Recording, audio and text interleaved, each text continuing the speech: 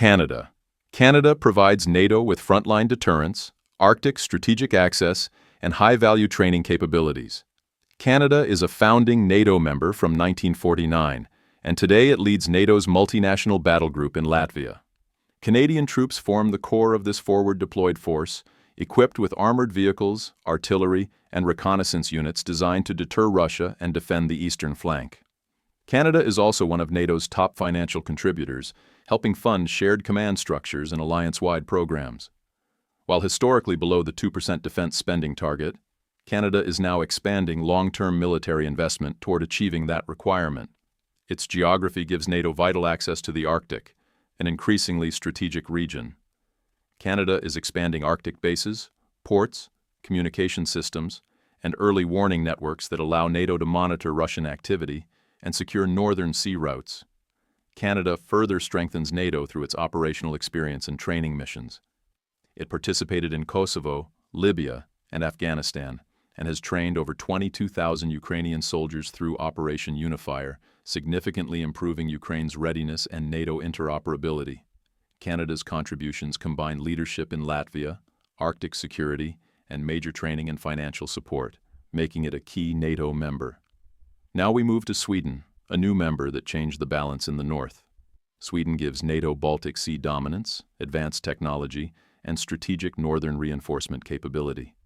After joining NATO in March 2024, Sweden immediately strengthened the alliance's northern and Baltic defenses.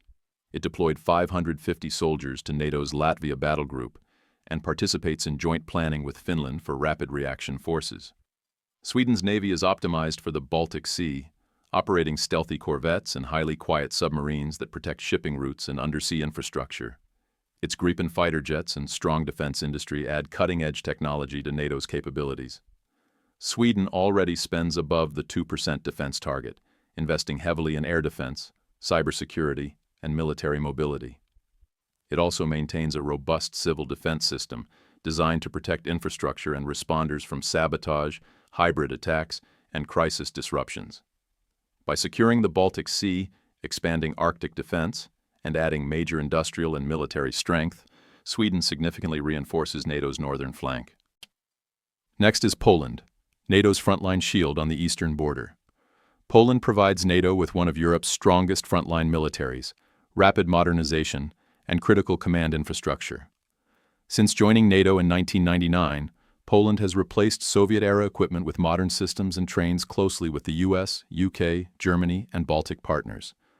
Because it borders Russia and Belarus, it plays a central role in Eastern European defense. Poland is one of NATO's highest spenders, investing over 3.9% of GDP into defense, second only to the United States. These funds support large-scale modernization, including new air defense systems, tanks, helicopters, and long-range artillery. Poland hosts major NATO headquarters, including the multinational Corps Northeast in Szczecin and the Joint Force Training Center in Bydgoszcz. It also sends troops to reinforce Latvia and Romania while hosting its own battle group. Constant exercises with allies ensure Polish forces can integrate seamlessly into NATO operations. Poland's heavy spending, readiness, and geographic position make it one of NATO's most committed defenders. Now we turn to Spain, a reliable anchor on NATO's southern flank. Spain provides NATO with Mediterranean naval power, air policing, and critical basing. Spain joined NATO in 1982 and fully integrated militarily in 1999. One of its most important roles is air policing over the Baltics and Eastern Europe, where Spanish fighters reinforce NATO's airspace security. Its navy patrols the Mediterranean Sea, protecting supply routes and supporting NATO missions focused on counter-terrorism and maritime surveillance. Spain also works with France and Germany on the Future Combat Air System, FCAS, a next-generation fighter jet program. Strategically, Spain hosts the Rota Naval Base, a NATO and U.S. hub near the Strait of Gibraltar, used for submarines, missile defense ships, and rapid reinforcement operations. Spain also maintains a NATO-ready deployment center in Valencia. Through its air patrols, naval operations, and key basing locations, Spain is essential for NATO's Mediterranean operations. Next is Germany, NATO's logistical center and one of its largest forces. Germany provides NATO with logistics, major air command, industrial power, and an expanding ground force. Germany hosts NATO's Air Command in Ramstein, responsible for planning and coordinating all major air operations in Europe. Its central location makes Germany the main transit route for US, UK, and other allied forces deploying eastward. After Russia's 2022 invasion of Ukraine, Germany began a major shift known as the Zeitenwende. It now meets the 2% defense spending target, buying new tanks, fighter jets, helicopters, and air defense systems. Germany is also expanding its domestic production of artillery shells and armored vehicles. For the first time since World War II, German troops will be permanently stationed abroad, with about 5,000 soldiers deployed to Lithuania. The German army is growing toward over 260,000 personnel, becoming one of NATO's largest forces. Germany's combination of headquarters, logistics, modernization, and industrial capacity makes it central to NATO's operations and reinforcement plans. Now we move to Italy, a key Mediterranean gateway.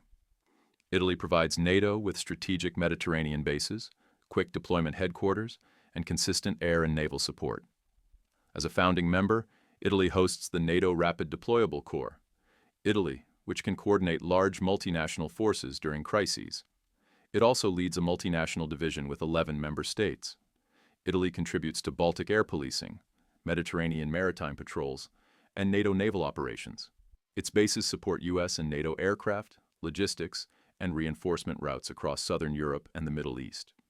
Italy now meets the 2% spending goal and is investing heavily in drones, air defense systems, and modernization programs supported by the European Union. With its geographic position and command structures, Italy remains one of NATO's most important southern members. Next is Turkey, a nation whose geography and military size are irreplaceable. Turkey provides NATO with the second-largest army, critical geographic access, and major command centers. Turkey hosts NATO Land Command, Landcom, in Izmir, responsible for overseeing all NATO ground forces. Its large military, second only to the United States, gives NATO significant manpower and high readiness formations. Turkey's air bases support NATO surveillance, logistics, and refueling operations across the Middle East and Black Sea. Its missile warning radars are key to NATO's early warning network.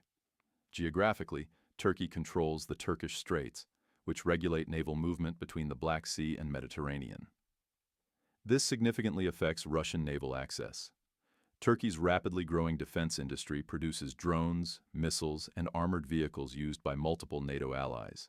Because of its location and capabilities, Turkey remains essential to NATO's southeastern defense. Now we move to France, a major European military power and nuclear state. France provides NATO with high-end air, land, and naval power, major funding, and an independent nuclear deterrent. France is NATO's third-largest financial contributor. Its Rafale and Mirage fighter jets are heavily involved in air policing missions across Europe. On land, France leads NATO's mission in Romania, deploying over 1,500 troops, tanks, artillery, and air defense systems. Its navy contributes to strategic patrols in the Mediterranean, North Atlantic, and near the Black Sea. As one of only 3 nuclear powers in NATO, France strengthens deterrence with submarine-launched ballistic missiles and air-launched nuclear weapons. France's defense spending already exceeds 2% and is increasing through a massive modernization plan worth over 400 billion euros through 2030. With nuclear capability, expeditionary forces, and major funding, France is one of NATO's strongest members. Next is the United Kingdom, a core NATO pillar with global reach. The UK provides NATO with nuclear forces, advanced naval and air capabilities, and leadership in rapid response coalitions. The UK's continuous at-sea nuclear deterrent, maintained by ballistic missile submarines, is one of NATO's most important guarantees. The Royal Navy's Carrier Strike Group, equipped with F-35B fighters, is one of the most capable naval formations in the alliance. British Typhoons and F-35s deploy regularly for air policing. The UK also leads the Joint Expeditionary Force, a 10,000-troop rapid reaction group with Nordic and Baltic partners. The UK spends above the 2% target and invests heavily in submarines, cyber defense, missiles, and next-generation equipment, making it one of NATO's most capable military powers. Finally, we look at the United States, the backbone of the alliance. The United States provides NATO with overwhelming military power, global logistics, air and naval dominance, and the alliance's primary nuclear umbrella. U.S. forces are stationed across Europe, including Germany, Poland, Romania, and the UK. American armored brigades, airborne units, and aviation brigades provide immediate reinforcement capability.